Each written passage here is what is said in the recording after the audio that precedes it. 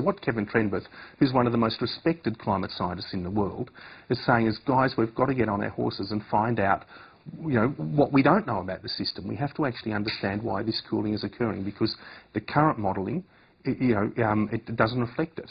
And that's just the way science progresses. We can't pretend we've got perfect knowledge. We don't, right?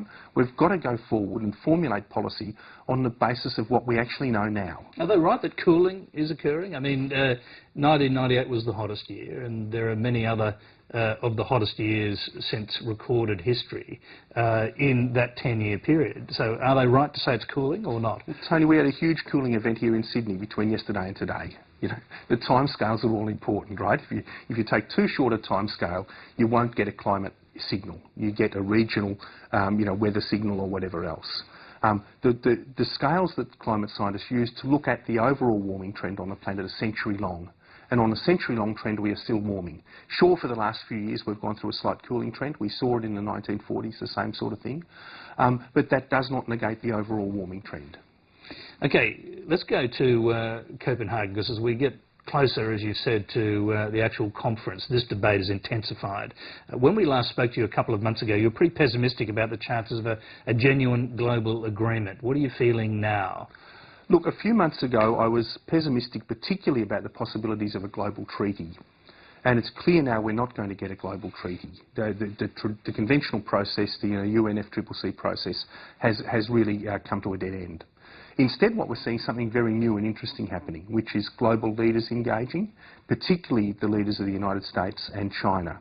And I suspect we'll get a deal. We'll get what people are calling a political deal, which will sort of be just the headlines of what people agree to, but which nevertheless will be quite effective, in my personal view. I'm quite optimistic, actually, about the outcome of Copenhagen and about the probability of overcoming this problem. Do you agree that whatever happens between the United States and China in particular is fundamental to the outcomes at Copenhagen? It was absolutely central. And, you know, the announcement that was made a few days ago between Obama and Hu Jintao in China, that joint declaration, that has very deep roots. You know, the Chinese scientists and the US science people have been working for years on this, even before Obama came to power. And there's a lot of detail being laid into that. And it's just great to see that actually coming to fruition now.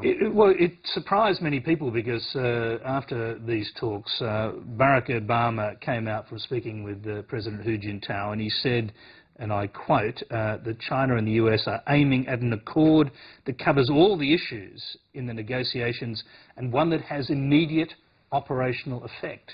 But no one knows what he meant. Do you know what he meant? Look, I don't. That surprised me, quite frankly. First of all, the comprehensive nature of the agreement that they're brokering. I suspect that... Sounds like he's got a deal on the table. Do you think that he actually has, or that China and the US have a deal on the table and we just haven't seen the full kind of breadth of it at this stage? I do. I met John Holdren and Steve Chu earlier in the year, who are two of the key US negotiators in this area with the Chinese. And they, at that stage, were saying that they had an MOU in existence between the two countries. So hopefully that's now developed into this comprehensive agreement that's immediately, applicable. Do you know what it'll look like? Do you have any idea what it might look like? I've got... we know that Penny Wong was aiming at a special type of deal for developing nations like China and India, for example. That's right, and I think that's going to be a key part of it. I think what we'll see is the US go to Copenhagen with the promise of a cap. So they won't have the bill through the Senate, but they'll be able to promise a cap. And part of the deal will be a global cap for developed countries. For developing countries like China and India that haven't been included, they haven't been obligated to do anything up to now, I think we'll see a very interesting new approach called this national schedules approach, which is what Penny Wong's been championing. And that's come out of the GATT trade rounds. And the way that works is that under GATT, countries are asked to put together a series of actions to free up trade that add up to a pre-agreed target or volume. And the same thing will be applied to countries like China and India, I think, under this new agreement. So it's less onerous than a Kyoto-like obligation or an obligation to cap your emissions. So for developed countries, what we have to do is assess our overall national emissions and then cap them.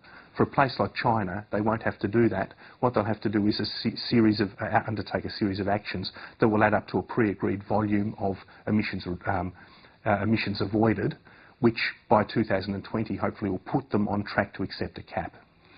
One thing we know absolutely, and you've just mentioned it again, is that the Americans are not going to have their climate bill through the Senate, possibly not until somewhere near the end of next year, looking at their legislative agenda.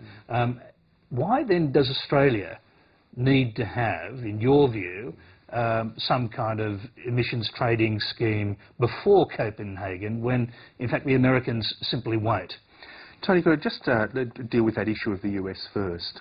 I think that the US is either going to have their bill through the Senate by April or not at all. The midterm elections come into play after that and it becomes increasingly difficult to do anything. So I'd say we're going to see it in the few months after Copenhagen. The question of Australia is an interesting one. And look, my personal view is someone has to show leadership on this. Now, Kevin Rudd has been, could I say, brilliant at the international level. I was in APEC last week. He was just performed fabulously. You know, he's clearly deeply committed to doing something at the international level. He's been appointed as a friend of the chair for the Copenhagen meetings, which is a very important position. And it is critically important for Australia, if they want to live up to those leadership expectations and play a useful role, to come to the table with something in hand. So you would argue that Malcolm Turnbull should get on board, that his party should get on board and vote this through the Senate in Australia? Absolutely, but not only that, it's in their own interest, transparently, to vote this in. Because even if they roll Malcolm over this in the next few days, the next leader's going to face exactly the same problem. The party is deeply divided on this, and the last thing it needs, quite frankly, is the issue to just keep resurfacing. Tim Flannery, that's all we have time for. We'll speak to you next time in Copenhagen. It'll be very interesting to see what's come true and what hasn't out of your predictions for that meeting. But we'll speak to you every month or so, and up until then, and when we speak to you next time, you'll be in the place itself. So it'll be fascinating to talk to you from Copenhagen. Look forward to it, Tony. Thank you.